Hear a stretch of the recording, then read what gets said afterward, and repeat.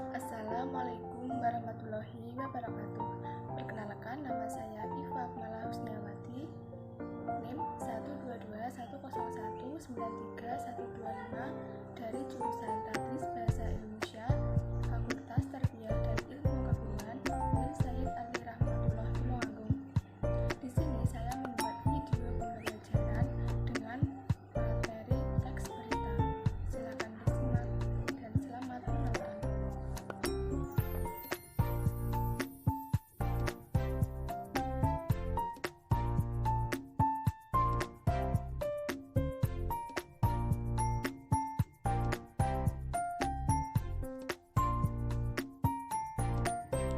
Pada era sekarang, berita menjadi menu utama dalam deretan makanan harian.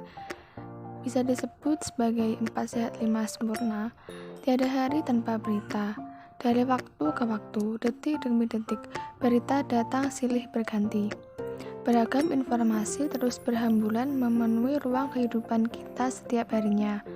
Dengan banyaknya sajian berita, baik melalui media cetak maupun elektronik, kita harus bisa memanfaatkannya dengan baik.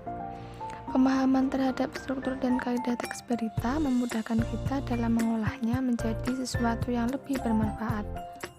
Berita-berita tersebut berperan sebagai sumber ilmu pengetahuan dan penambah wawasan. Ada pepatah, seseorang yang menguasai berita atau informasi, dialah yang akan menguasai dunia. Berita. Apa sih berita itu? Berita adalah informasi baru mengenai sesuatu yang sedang terjadi yang disebarluaskan melalui media massa. Teks berita merupakan teks yang berisi tentang hal atau peristiwa yang terjadi dan dipublikasikan di media massa, baik media cetak maupun media elektronik. Isi dari berita itu ada banyak sekali. Di antaranya adalah politik, ekonomi, hiburan, olahraga, kesehatan, bencana alam, dan masih banyak lagi. Adapun ciri-ciri dari teks berita yaitu jelas, terkini, menarik, segera disampaikan, diterima di masyarakat, informasi yang disajikan dapat dipercaya, kalimatnya sederhana, mudah dimengerti atau diterima oleh masyarakat. Adapun beberapa syarat yang harus dipenuhi sebuah teks bila mana ingin dikatakan sebagai teks berita, yaitu diantaranya berita tersebut harus faktual, artinya informasi yang diberitakan adalah peristiwa yang nyata terjadi. Selanjutnya, berita tersebut harus bersifat aktual, artinya peristiwa yang masih hangat atau baru-baru terjadi. Berita harus seimbang atau netral, artinya teks tidak boleh memihak kepada siapapun. Berita juga harus lengkap. Umumnya, penyajian teks berita memiliki unsur adiksi dan harus memenuhi struktur teks berita. Harus sistematis, artinya tata bahasa, cara penyajian, dan susunannya harus berurutan agar jelas dan mudah dipahami oleh pembaca. Kemudian harus menarik, artinya perlu menggunakan judul yang memikat atau menggugah hati seseorang agar tertarik untuk membaca informasi yang hendak diberitakan. Unsur-unsur dalam teks berita yaitu 5W plus 1H atau biasa disebut dengan adiksi. What? Peristiwa apa yang terjadi? Where? Di mana peristiwa terjadi? When? Kapan peristiwa terjadi? Who? Siapa yang terlibat dalam peristiwa? Why? Mengapa peristiwa bisa terjadi? How? Bagaimana proses peristiwa tersebut bisa terjadi? Silahkan dibaca dan dicermati berita berikut dengan baik.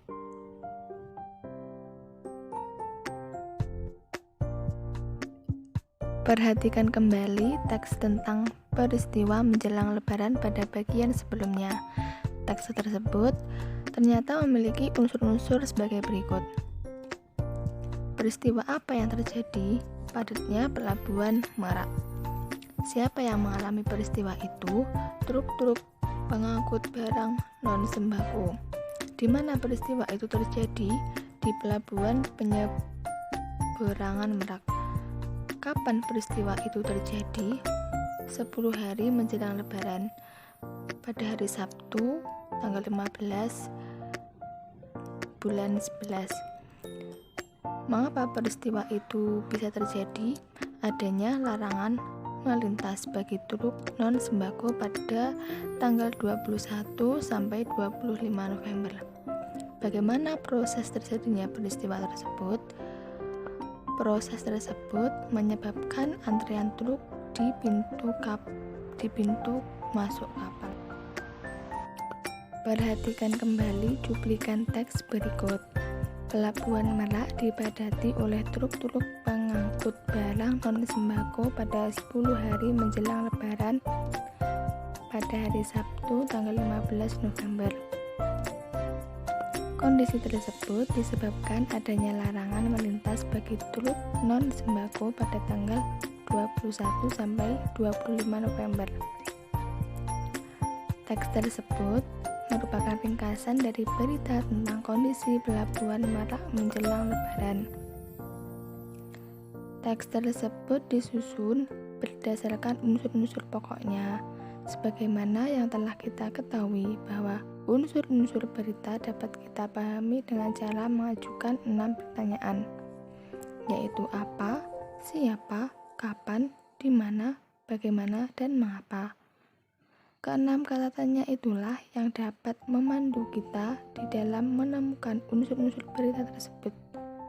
Pentingnya mengetahui unsur-unsur berita itu akan memudahkan saat meringkas sebuah berita.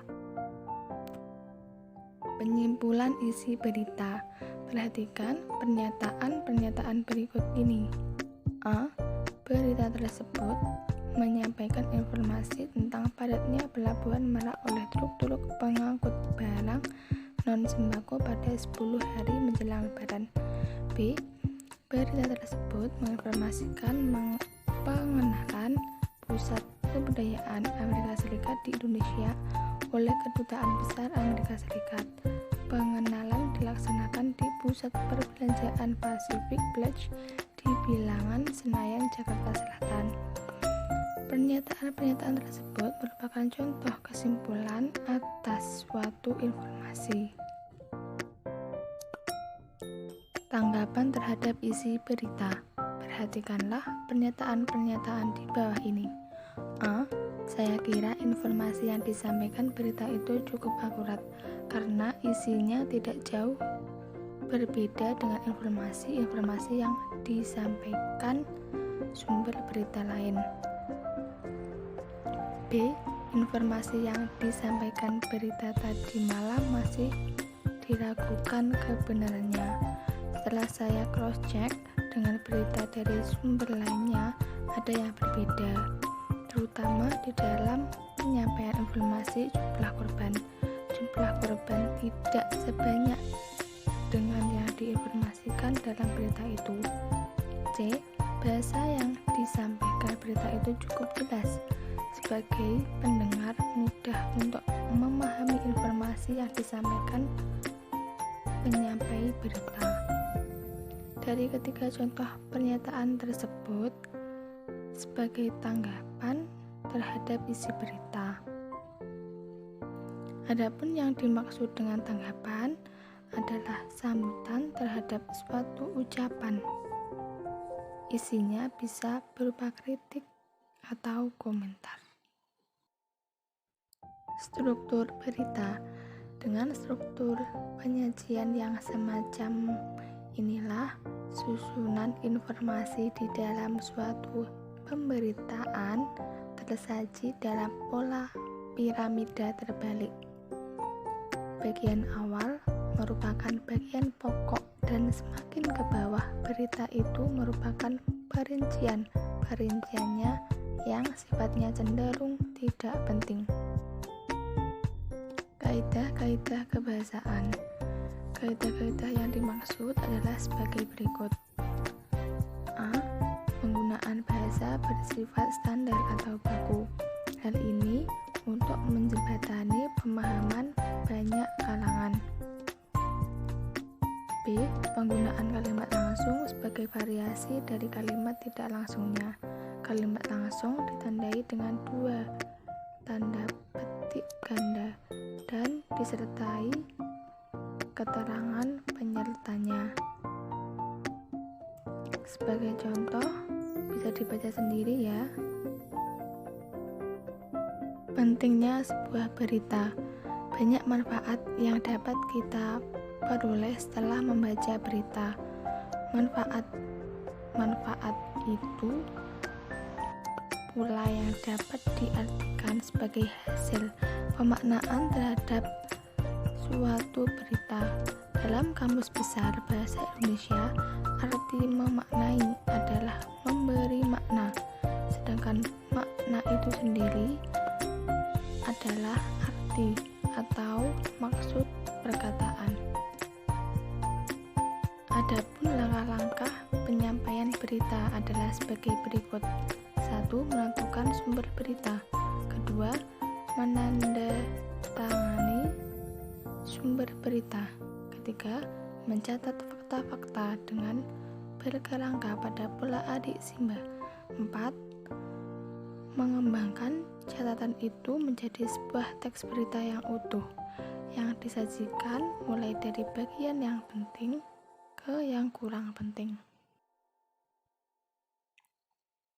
Penyuntingan berita. Aspek-aspek yang harus diperhatikan di dalam tahap ini adalah sebagai berikut. A. Kebenaran isi berita. B. Kelengkapan isi berita. C. Struktur penyusunan berita. D. Penggunaan bahasa.